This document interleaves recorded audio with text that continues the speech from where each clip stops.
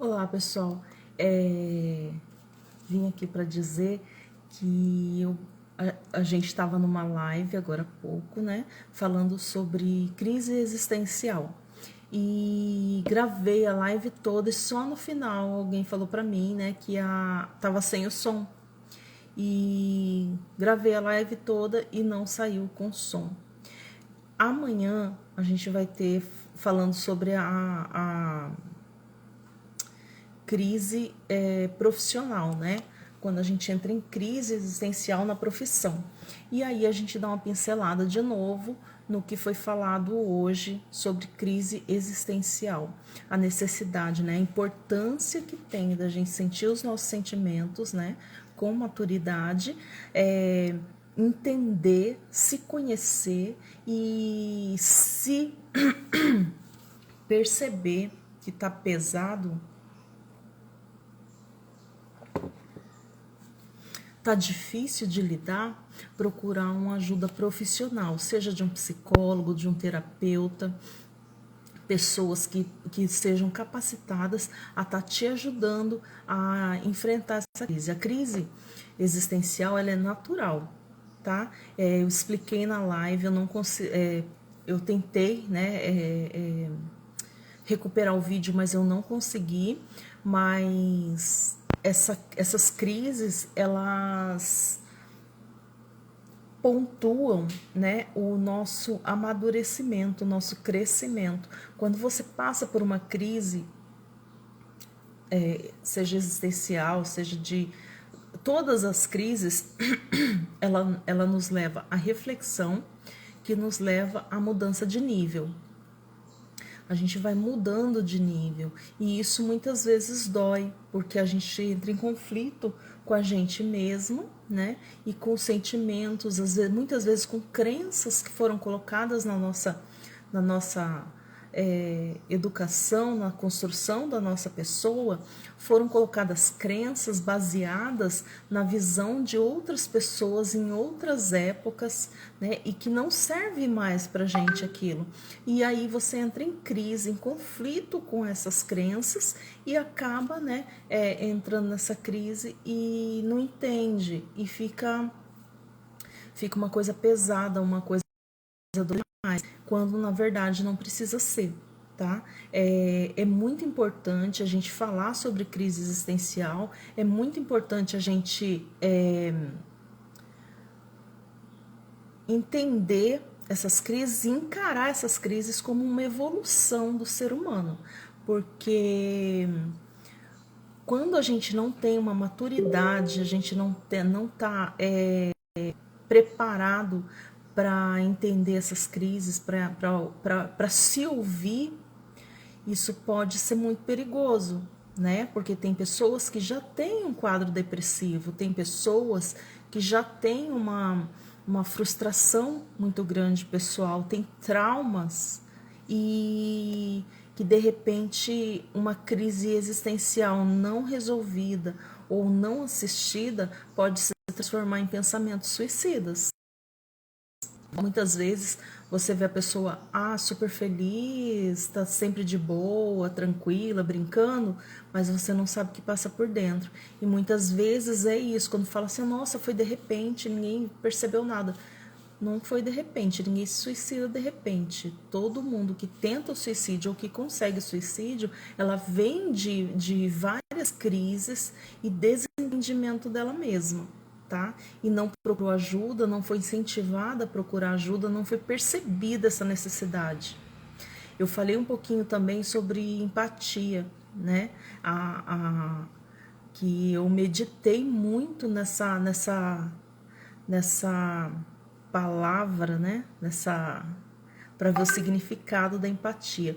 E assim, empatia, eu cheguei à conclusão que empatia, ela tem dois caminhos. Ou ela te transforma num ser humano espetacular, um ser humano que está ali pronto para ajudar outra pessoa, nem que seja ouvindo, ou transforma num ser humano hipócrita, né? Que ela se coloca no lugar do outro, ela diz que se coloca no lugar do outro simplesmente para servir de rampa de acesso para que ela tenha um automarketing, né? E isso agrava muito a condição de quem está em crise.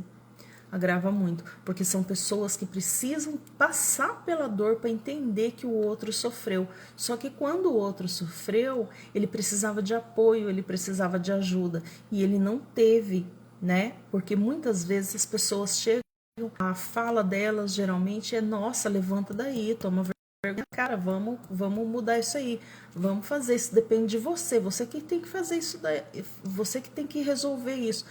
E muitas vezes acaba agravando a situação da pessoa, né? Ela não entende, não se mantém quieta também, né? Não ouve o que o outro está dizendo e acaba agravando a situação da outra pessoa. Só um minutinho.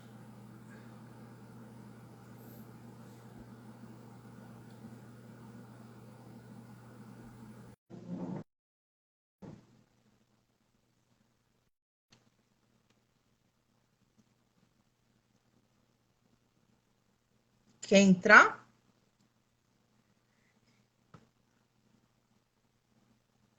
Bom, então a gente falou sobre tudo isso, né? Sobre a importância de sentir, porque é um sentimento natural e que a gente que precisa ser sentido, não pode ser suprimido, porque o agravo na depressão ou vários tipos de transtornos, ele acontece também por causa da supressão de sentimentos. A pessoa vai suprimindo, suprimindo, suprimindo, até que uma hora explode. E isso não é saudável, né? E falamos também sobre a importância de estar reconhecendo esses sentimentos e tomar providência quanto a isso, seja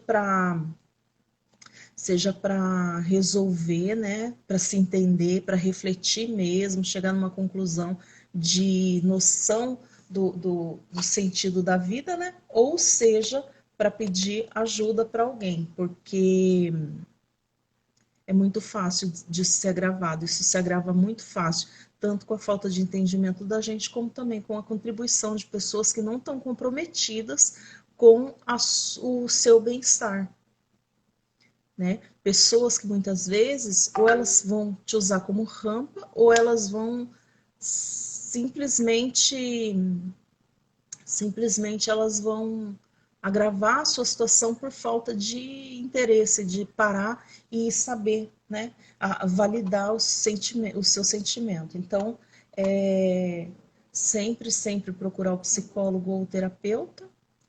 Foi sobre isso que a gente falou. Um outro ponto, né, que eu falei também foi como isso acontece, né? Como a gente começa a ter essas crises através de, muitas vezes, ou uma perda muito significativa, né, de um ente querido, ou de um abandono, ou do afastamento de algumas pessoas, a perda de um emprego, né? Tem algumas situações na vida que faz com que a gente fique se questionando. E também a expectativa, uma expectativa muito alta também faz com que a gente entre em crise, né? Porque muitas vezes as coisas não acontecem da forma como a gente estava esperando que acontecesse.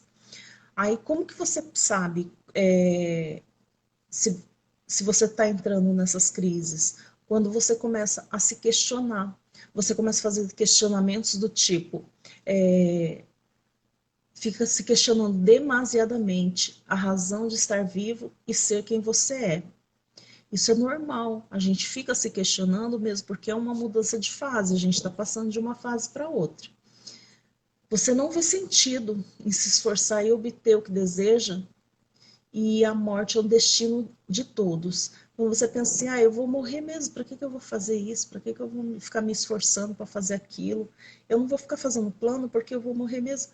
Isso são pensamentos que levam muitas vezes a pensamentos suicidas, né? Porque às vezes a frustração e aquela dor de incompreensão é tão grande que a pessoa até fica pensando em abreviar esse tempo. Já que a morte é uma coisa certa, ela abrevia. E isso é um pensamento suicida, né? Não acredita, sente-se triste a maior parte do tempo, aquela pessoa que não tem alegria, né? Que está o tempo todo triste, o tempo todo para baixo. Ela não acredita que merece a felicidade, então não tenta mudar sua condição atual ou seu humor. É, essa esse sentimento que não acredita que tem felicidade, que merece a felicidade é o sentimento do não merecimento. Você pode ter esse sentimento em várias áreas. Na verdade, esse sentimento é o que mais impede a gente de avançar, de crescer. É o não merecimento. Eu não mereço ser feliz, eu não mereço ter isso, eu não mereço estar com as pessoas, eu não mereço. E aí a pessoa acaba se enclausurando nesse sentimento e fica ali. Ela sente a desesperança acerca do futuro e metas de vida. Pessoas que não têm meta de vida, ela não tem perspectiva, né? Ela não tem um plano. São pessoas fáceis de cair nesse looping e não conseguir sair com facilidade. Ela se sente preocupada constantemente com decisões. É uma pessoa que ela não toma decisão com facilidade. Quando está em crise, na verdade, nem é bom tomar decisão. Decisão a gente toma com lucidez. E essas crises, geralmente a gente está num estado de desequilíbrio, né? Você não está num equilíbrio emocional para tomar decisão. Então, quando você toma a decisão dentro desse desequilíbrio, você acaba muitas vezes tomando decisões erradas, que te levam mais longe ainda do propósito de encontrar o sentido da vida, que é o que te levou a essa crise. Então, assim, não, se tem uma decisão importante para tomar, se resolve primeiro, né? Se encontre primeiro, depois toma uma decisão. Se sente incomodado com a própria existência. Olha que grave. As pessoas se sentem incomodadas com a própria existência. A pessoa olhar e não se vê em ambiente nenhum, né? Ela acha que ela não é adequada para lugar nenhum. Então isso também é perigoso e leva sim a um pensamento suicida também. Sente que não se encaixa em nenhum grupo, ela não faz parte de lugar nenhum, né? Isso é complicado também, porque ela não faz parte de grupos. E quando a gente não se sente pertencente, a gente entra nessa de não suportar a própria existência. Como é que todo mundo consegue fazer parte de um grupo e eu não? Então é complicado também. Tem dificuldade de tomar decisão e fazer planos porque teme se comprometer com determinados futuros. Entra também naquela questão da decisão, né? A pessoa está sempre com medo, né? Ela não consegue sair do lugar por conta de ter essa frustração, de ter esse medo, né? De compromisso. Quando eu entro numa crise, eu tenho que começar a pensar na minha existência, no meu propósito, para que eu vim. E isso me faz confrontar muitas coisas que muitas vezes eu estou na zona de conforto. Muitas vezes eu estou numa zona de conforto e não quero sair. Zona de conforto já tem esse nome por causa disso, não é um lugar da onde a gente quer sair. Porque quando você sai, né, você tem que lidar com vários conflitos e com dores, né? E ninguém quer lidar com dor. Então a gente acaba se vendo a zona de conforto como um lugar seguro e não é na verdade, né? É antiprogresso, você não consegue progredir, você não consegue avançar, você não consegue evoluir.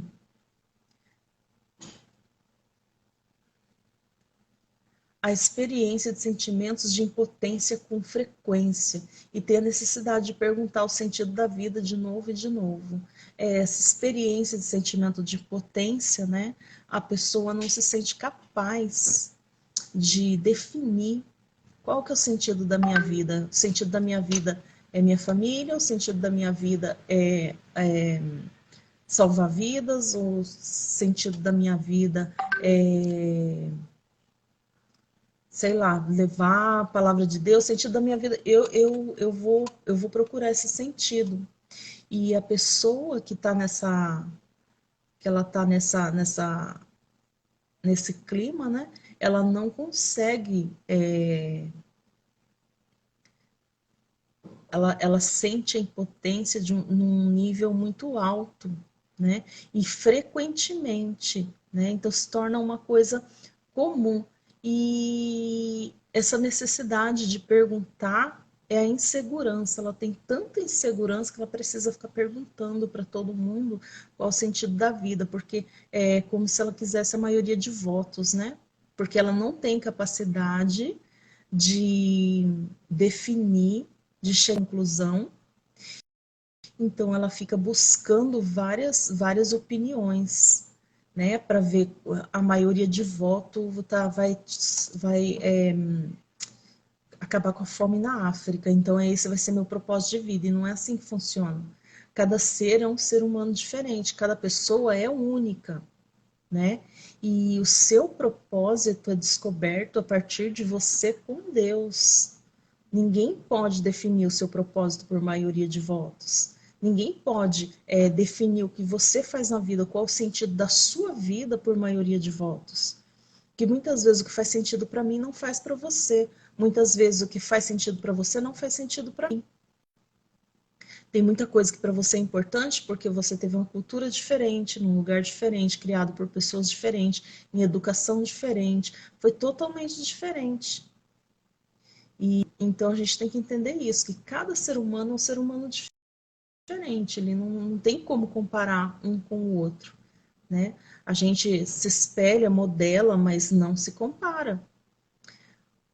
Um dos maiores erros de pessoas que entram em crise é justamente isso, falar de tanto de perdas, né? Como também de alta expectativa. A alta expectativa é isso, é você querer se comparar com pessoas que você vai estar a vida inteira perseguindo aquele modelo de pessoa e não vai chegar, não vai, porque não tem como. Cada pessoa tem sua história, você consegue ter os irmãos criados da mesma forma, com a mesma condição, dentro da mesma casa, pelos mesmos pais e serem pessoas diferentes, completamente diferentes. Então a gente não pode ficar generalizando isso e nem buscando a excelência no outro. A gente tem que buscar excelência na gente, né? Quando você não consegue, você procura sempre a ajuda de um psicólogo ou terapeuta. O que a gente falou, né, na live é mais ou menos isso, tá? Basicamente isso. E amanhã a gente vai falar sobre a crise profissional. É aquele emprego onde você não sabe o que você está fazendo, se é a profissão mesmo que você queria ter, se é aquele lugar que você gostaria de estar, o quanto te satisfaz ou o quanto te insatisfaz. Então a gente vai falar de crise no trabalho, tá? E mais ou menos pincelando um pouco o que a gente falou foi isso e dá para refletir. Amanhã a gente entra mais profundamente nesse assunto, tá bom? Eu agradeço a vocês a presença. Tchau e até amanhã.